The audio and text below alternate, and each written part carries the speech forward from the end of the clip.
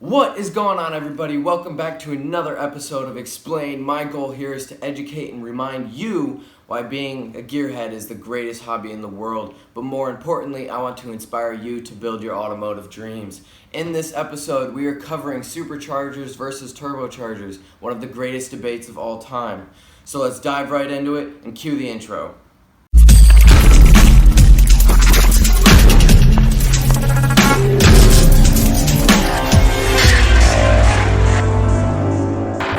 Alright, so as per usual, I'm just going to give a brief little overview of the topic, that way we can get the brain juices flowing a little bit. Superchargers are run by a pulley system that is run off the crank, and turbochargers are run off of exhaust, okay? So we're going to start there, that way we can remember how exactly they are supposed to work. Now, let's get into what exactly forced induction is. And quite frankly, it is exactly as it sounds. It is literally forcing more air into the engine. And the reason why this is good is because more air equals more power, right? Okay, so I'm going to try and keep this entire video as neutral as possible because most times videos like these have a bias to them. So instead of giving you what I think is actually better, I'm going to give you more of an overview of how each one works and the pros and cons to each, and then that way you can decide for yourself which one you like. I don't personally have a preference because I think they each have their own applications and where one shines more than the other. So I think it really depends on what setup you're trying to go for when you're trying to pick whether you go supercharger or turbocharger. With that being said, we're going to start with the supercharger. First thing on the list is what I mentioned in the overview. It is belt driven. So with it being connected to the crankshaft, what this means is that the supercharger's impeller speed is directly related to the speed of the crankshaft.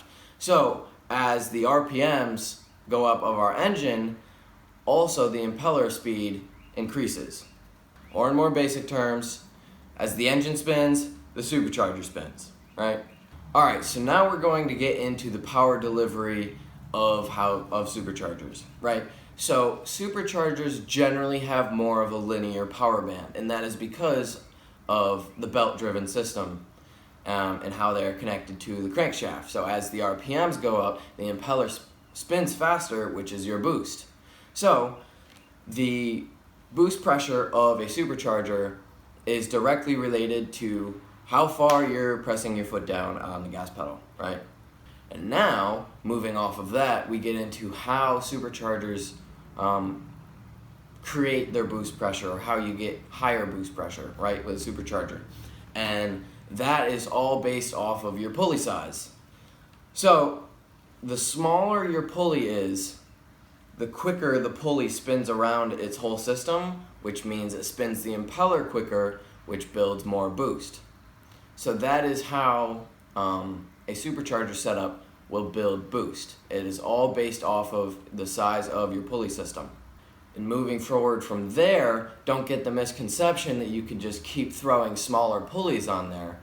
So you can overspin a supercharger, which means you're creating more boost than the impeller of the supercharger can actually handle. And what this means, or what happens when you overspin a supercharger, is you just start blowing hot air into your engine. And if we've taken any sort of knowledge from any of the other videos, it's that cold air is more power, right? So hot air must mean less power, or it's just not as, it won't be as efficient, right? Alright, and now we're going to get into the efficiency of a supercharger. Now, superchargers aren't very efficient in terms of power, right? And that is because to spin a supercharger, you have to use power. So you're using the power from the crank to spin the supercharger, which means it takes power to make power. And that's why they aren't incredibly efficient. And because also, well, just as another note on top of that to go with a form of efficiency, it's not as efficient on gas simply because you're drawing power from the engine to spin the supercharger. So now we're going to move into the turbocharger. We're going to follow the same basic set of criteria that I just listed out in the supercharger, and kind of compare it to see how the turbocharger goes up against the supercharger in terms of how it's run, its power band, how it creates boost, its impeller capabilities, and how efficient it is in terms of creating boost and gas mileage. So as I just said, up first is how the turbocharger actually runs, and it is exhaust driven. In previous episodes, I have explained that turbos are run from exhaust. The exhaust spins through the turbine of the turbo, which compresses new fresh air, which is sent back into the engine. And that is how a turbo essentially works, pardon me. So that is how pressure is created and more air is forced into the engine.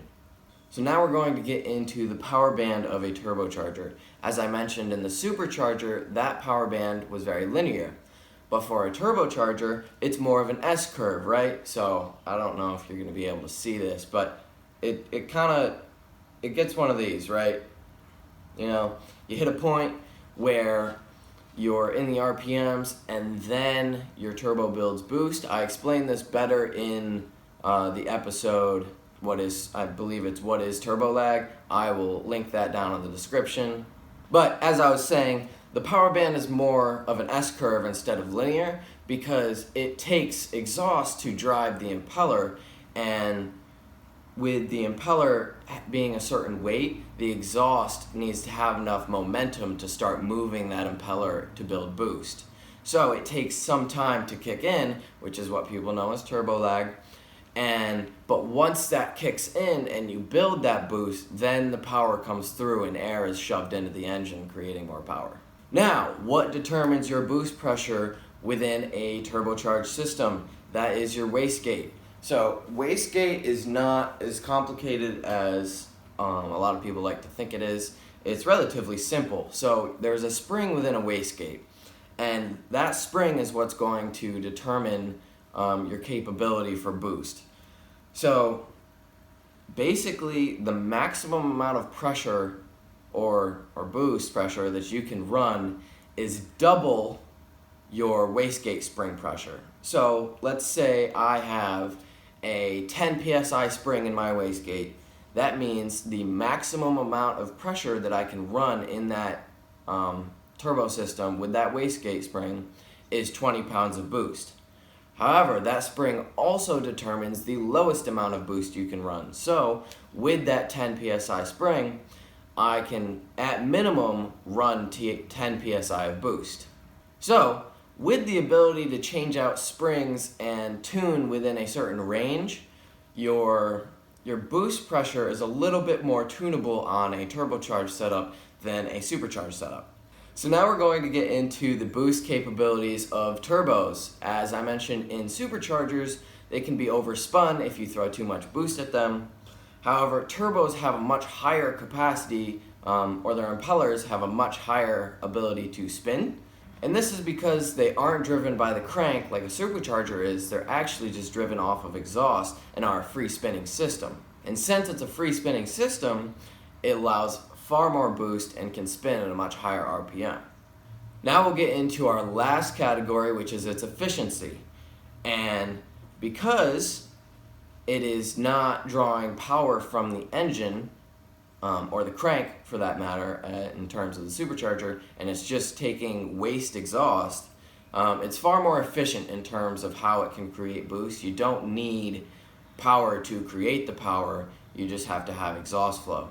And because of this, you're going to receive better gas mileage from a turbocharger instead of the supercharger.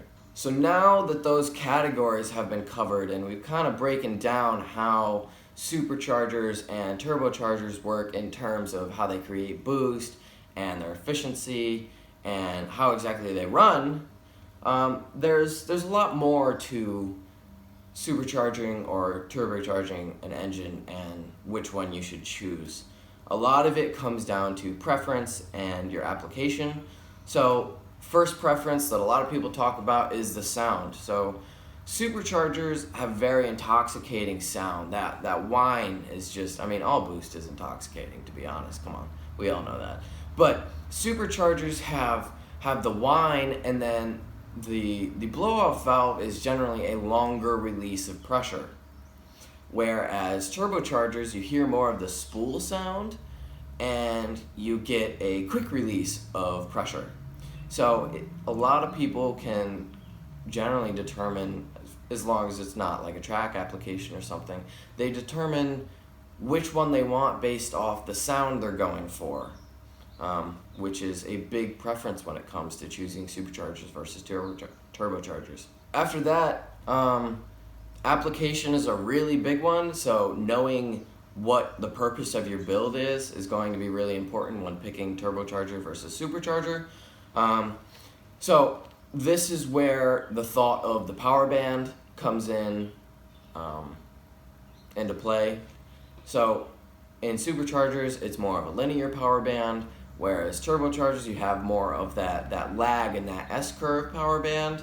So that's important to look at when trying to decide which one to go with, is where exactly do you need the power, and what kind of situations is your car going to be in when choosing one of these applications? Do you need that immediate linear power band, or is it okay to not build boost until a certain RPM?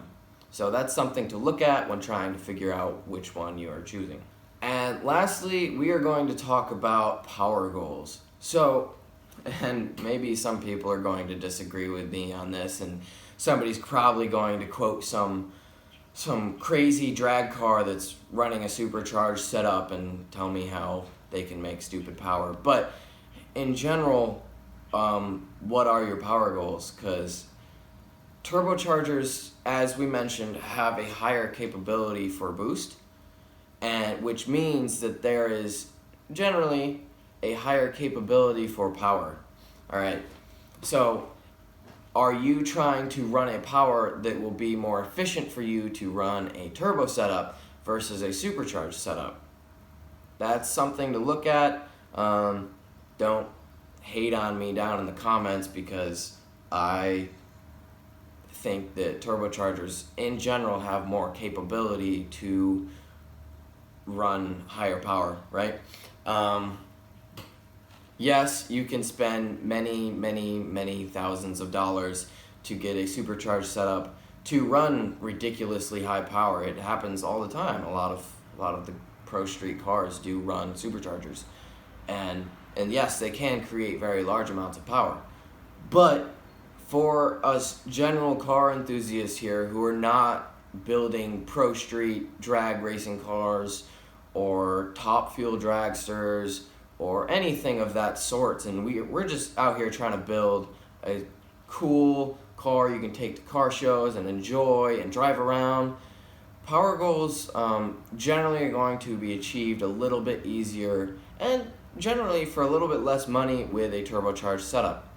So that is important to look at, is with the supercharger that you would get for the setup you're trying to make, would that help you hit your goals for your build? So that is what I have for you for the breakdown of superchargers versus turbochargers. I tried to not take a side when explaining the difference between the two and their capabilities. However, I did give a little bit of input when it came down to preference, but that is the whole point of preference, right? So first off, thank you for watching this. I hope you enjoyed the video and hopefully learned something. If you haven't yet, tickle that subscribe button and go check out the Facebook page, www.facebook.com/BradyBuilds with the Z.